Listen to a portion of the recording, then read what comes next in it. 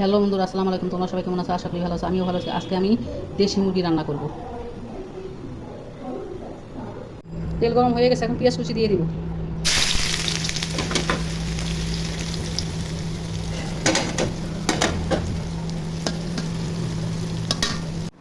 মাংস ধুয়ে পরিষ্কার করে নিয়েছি। পেঁয়াজ ভাজা হয়ে গেছে, এখন আদা রসুন দিয়ে ভেজে নিব। আদা রসুন ভাজা হয়ে গেছে, এখন হলুদ, মরিচ, লবণ আর জিরার গুঁড়ি একসাথে দিয়ে দিব। পানি দিয়ে কষে নিব। পানি দিয়ে কষে নিব।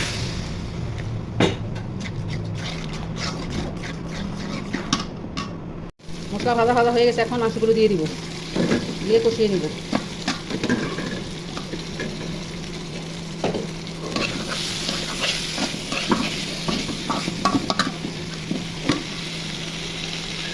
দারচিনি, তেজপাতা, লবঙ্গ একসাথে দিয়ে দিব। একটু পানি দিয়ে দিব, পানি দিয়ে কষিয়ে নিব। এবার ঢেকে দিব।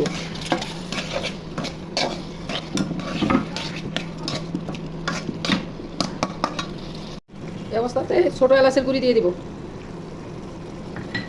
নেড়ে ছেড়ে ঢেকে দিব।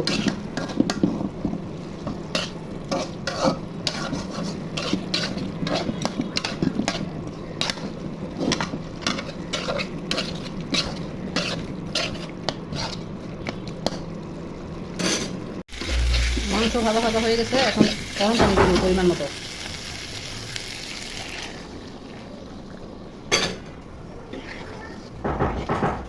নেড়ে চেড়ে ঢেকে দিব। মুরগির মাংস রান্নাটা হয়ে আসছে, আর 10 মিনিটের মতো রেখে নামিয়ে নিব।